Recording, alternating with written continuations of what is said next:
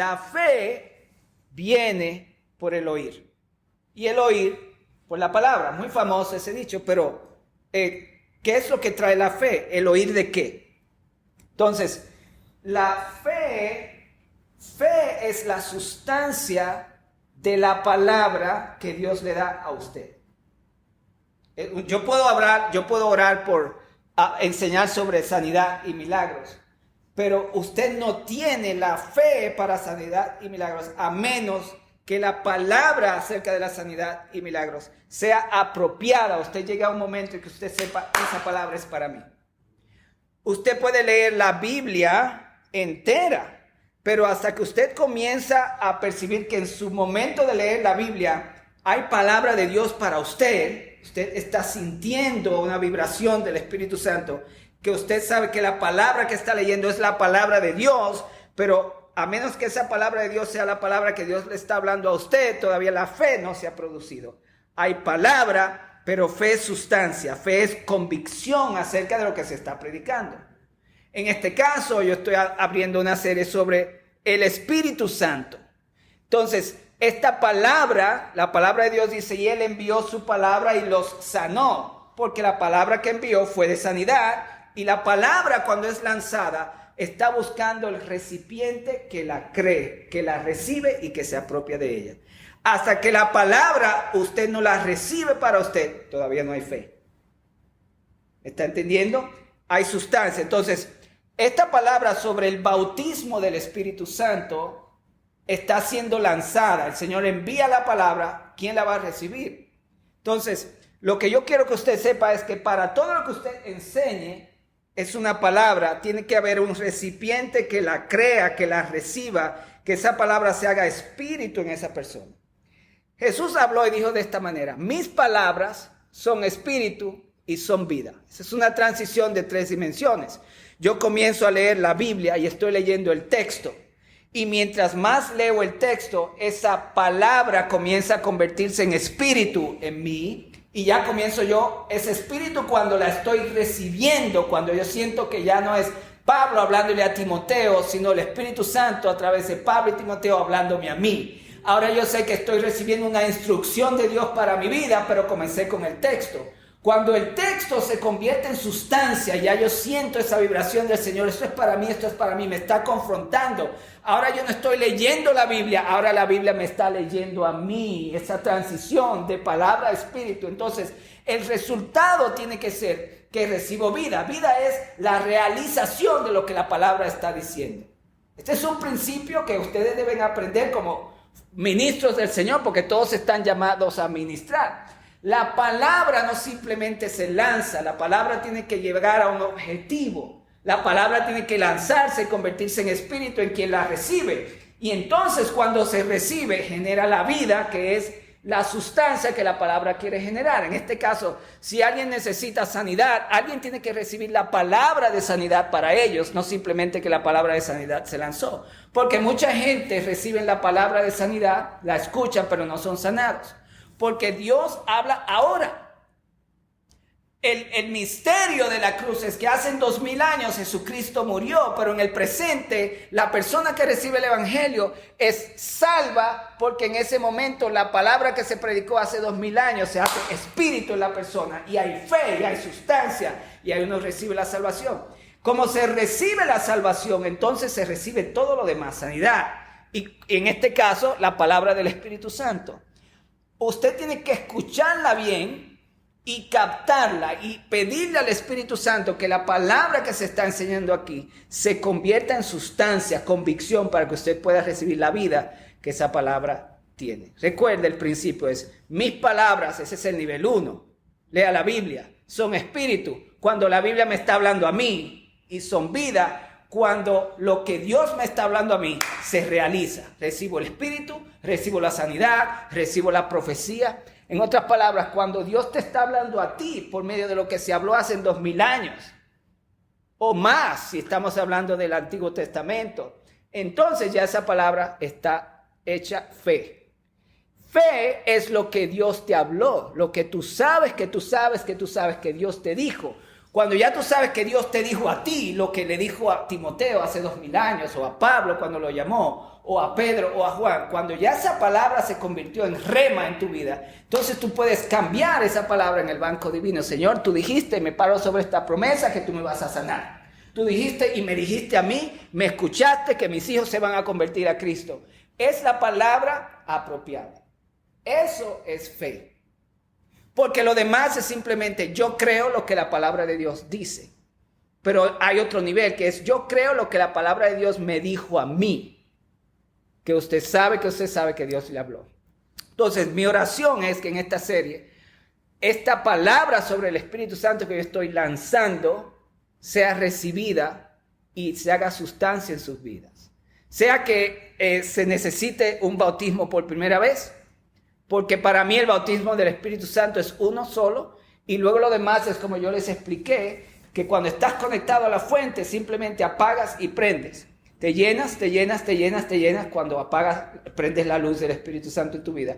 Pero el bautismo es una experiencia que acontece en un momento específico tan contundente que te transforma para el resto de tu vida. Y lo demás es lo que la Biblia llena, ser llenos del Espíritu. Yo recibo un bautismo del Espíritu Santo, pero muchas llenuras al pasar de mi vida. Todos los días hay que llenarse del Espíritu Santo. Y hay algunas cosas que yo les voy a dar hoy que les van a ayudar a comprender eso un poquito más. Entonces, hablamos de lo que me pasó a mí. ¿Qué del Espíritu Santo? Yo les dije que esa es una pregunta que se encuentra en la Biblia. Cuando le dijeron a los que se convirtieron, ¿conociste el Espíritu Santo? ¿Los recibiste? Y ellos dijeron, ni siquiera tenemos idea de que hay un Espíritu Santo. Y luego vino el bautismo sobre ellos, pero habían recibido a Cristo.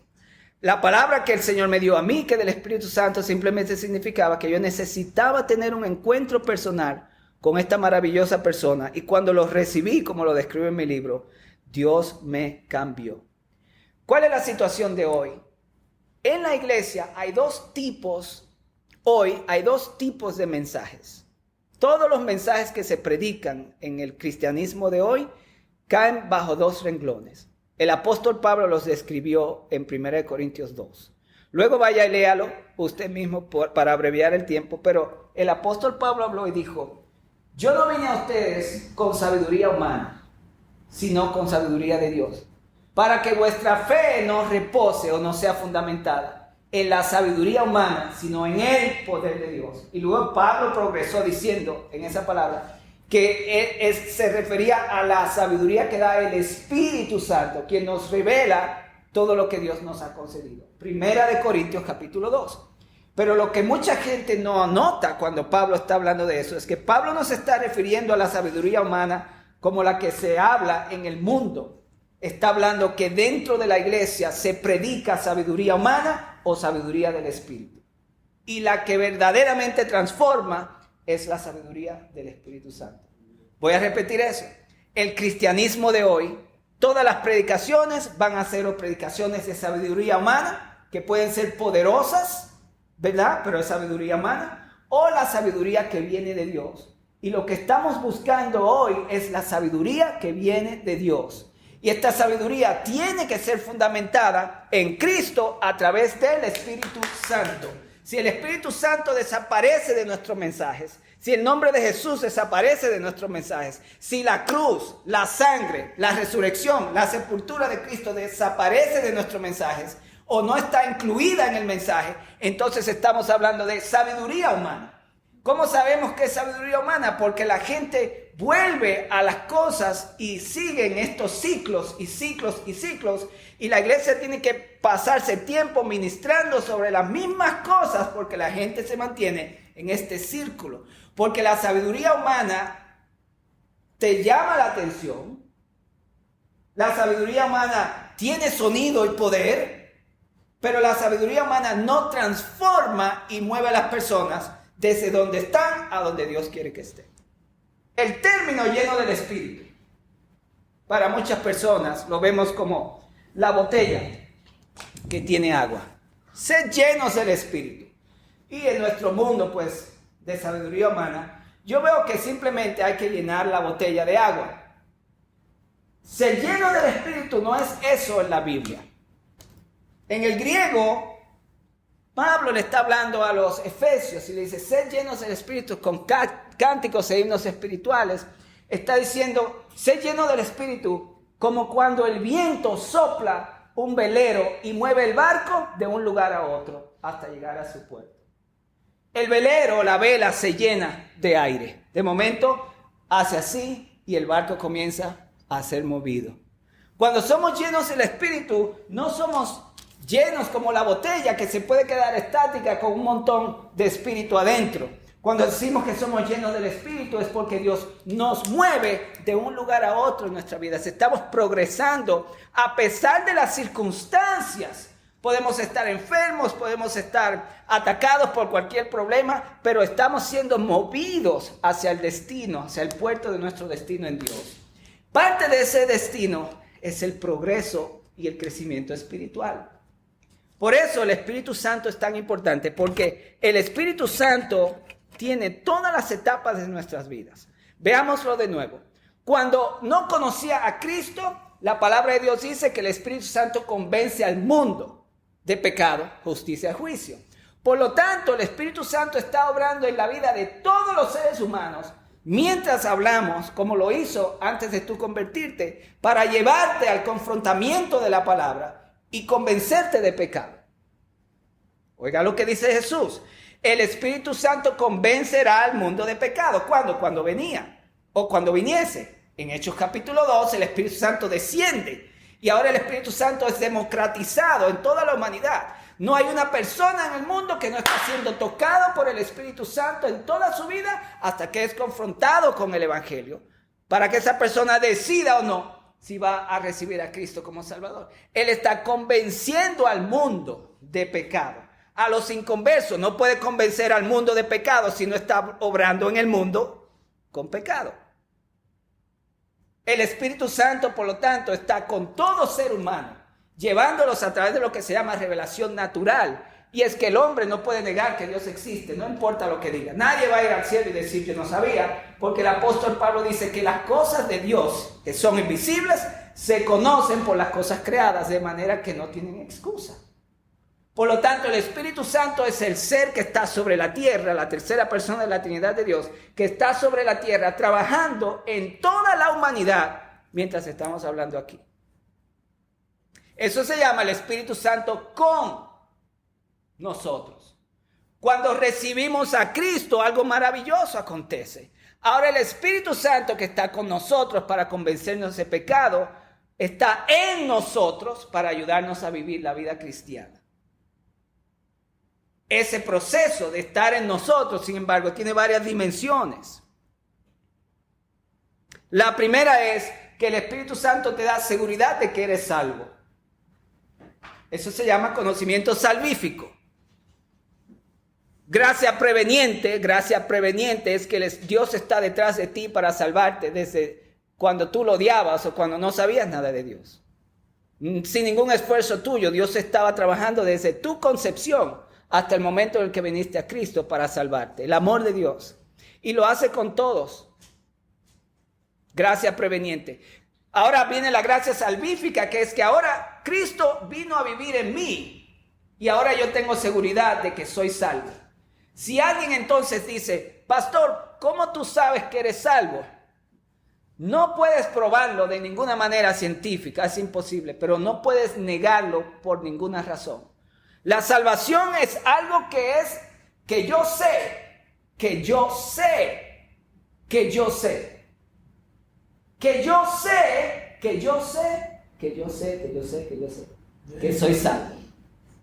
Es algo que usted no puede explicarlo, simplemente usted sabe que es salvo. Si alguien no tiene esa seguridad, entonces hay un problema. ¿Cómo tú sabes que estás aquí? Pues tú sabes que estás aquí. Asimismo es la salvación. Esa es la primera dimensión del Espíritu Santo en mí. El Espíritu Santo en mí es una seguridad eterna. Si yo sé que si Cristo viene hoy, soy salvo, entonces estoy seguro que el Espíritu Santo está en mí. Sé que el Espíritu Santo está en mí porque soy salvo y que sé que soy salvo porque el Espíritu Santo está en mí. Y si sé que soy salvo, entonces no puedo negar que el Espíritu Santo está en mí y está en ti. Eres el cuerpo del Espíritu Santo, eres el templo del Espíritu Santo. Dios mismo habita en nosotros. Primero llegó al jardín, luego a los templos, pero ya a Dios no le interesa mucho eso.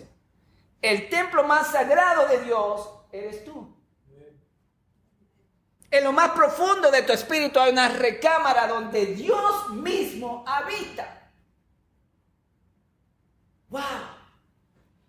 No lo percibimos porque esa recámara donde Dios habita está rodeada de la mente y de las emociones, que es lo que el mundo de hoy impacta, y no tenemos tanta sensibilidad a Dios que está en nosotros porque estamos muy sensibles al mundo exterior con el que el cuerpo está conectado.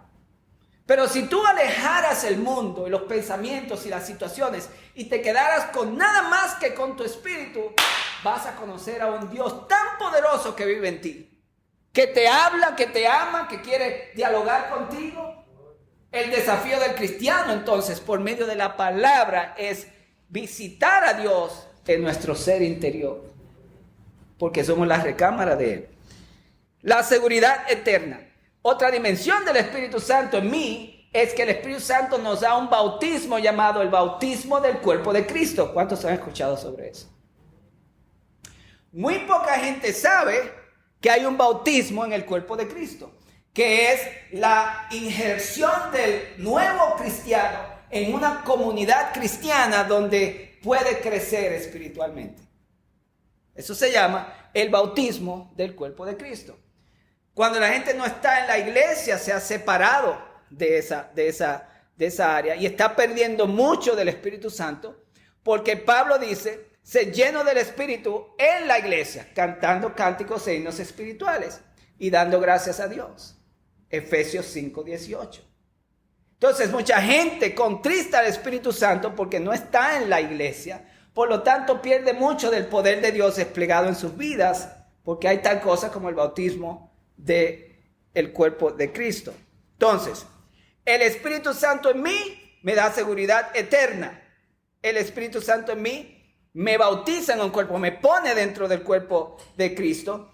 Y el Espíritu Santo en mí entonces comienza a trabajar en el fruto. El fruto del Espíritu es lo que trata con el carácter de la persona. Amor, gozo y paz. 3 frutos que tienen que ver con mi relación con Dios. Son 9, note la diferencia. 3 frutos son de Dios para mí. Dios me da su amor, su gozo y su paz, porque me perdonó. Soy amado, eres amada completamente. Dios no tiene nada en contra de ti. Dios no te está juzgando, no está como un padre o como la imagen antigua de Dios con un garrote a ver si pones la mano en la masa para darte. No. Dios, amor, gozo y paz es lo que Dios me da a mí para yo estar completamente en paz con Él. Ninguna condenación hay para los que están en Cristo Jesús, dice la palabra de Dios. Entonces tú eres amado y amada, y como Él te amó incondicionalmente cuando lo recibiste, ya puedes tener gozo. El gozo del Señor es mi fortaleza.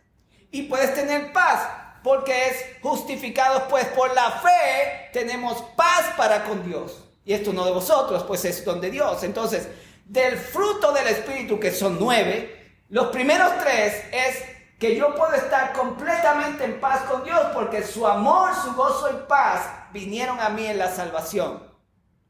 3 de los 9 es amor, gozo y paz entre Dios y yo. ¿Cuáles son los próximos 3? Amor, gozo, paz, paciencia, benignidad y bondad. Tienen que ver con mi relación con el cuerpo. Como yo estoy seguro en el amor de Dios, tengo gozo y tengo paz. Dios no está enojado conmigo. Ya Dios me perdonó pecados de ayer, hoy y siempre. Simplemente que cuando cometo un error debo de arrepentirme, venir a Él y buscar su presencia. Mientras estoy adorando y amando a Dios, todo va a estar bien. Jesucristo ya pagó el precio. Jesús es el modelo que Dios ve para justificarme por todo lo demás. En esa seguridad, entonces, yo puedo tener una relación correcta con los demás. Porque como ya Dios no me juzga, yo debo de dejar de juzgar a los demás. Pablo habla de estos tres aspectos. En la iglesia, entonces, usamos estas tres dimensiones del fruto del Espíritu. Amor, gozo y paz entre Dios y yo. Paciencia con los demás. Bondad, benignidad y bondad. Ahora yo puedo sobrepasar todas las cosas de las relaciones que tengo con la gente de la iglesia, porque tengo paz para con Dios y puedo tener una relación buena con ustedes y ustedes conmigo, sobrepasando nuestras imperfecciones para hacer lo que Dios quiere hacer con nosotros. Amor, gozo y paz entre Dios y yo. Benignidad, bondad, fe entre ustedes y yo. Mansedumbre. ¿Cuál es la otra? Amor, gozo, paz, paciencia, benignidad, bondad. Fe es otra dimensión, los últimos tres. Fe es para mi vida cotidiana. Este es importante. Los primeros tres para como yo vivo con Dios. Los próximos tres para como yo vivo con los demás. Y los próximos tres para como yo vivo conmigo mismo. Fe en este aspecto como fruto tiene que ver con que yo, no importa lo que pase, yo confío en las promesas de Dios y no me muevo porque Dios va a cumplir su palabra, va a terminar la obra que Él comenzó en mí. Mansedumbre tiene que ver con mi carácter y la templanza, que en medio de las circunstancias, porque tengo completamente fe en Dios, las circunstancias no me mueven. Soy manso y humilde y tengo templanza. El viento puede soplar y siempre yo vuelvo al lugar original, porque estoy estable. Eso se llama gravitas.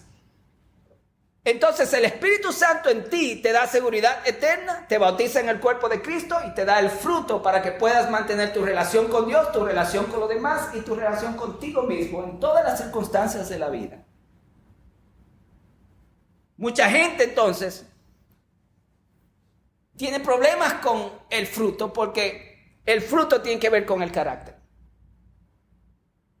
Pero hay esa otra dimensión que es la que yo quiero y creo que la iglesia necesita mucho hoy, que es el bautismo del Espíritu Santo. Conste que el bautismo y el fruto no son la misma cosa. Es el fruto lo que afecta el carácter. El fruto. Yo no busco el bautismo del Espíritu Santo para el fruto. Yo busco el bautismo del Espíritu Santo para el ministerio, porque el bautismo del Espíritu Santo es para predicar a Cristo con unción, ver milagros, maravillas y señales y prodigios y edificar la iglesia. Voy a enfatizar eso. Si alguien quiere hablar en lenguas, las lenguas no cambian el carácter. Las lenguas son una señal del poder.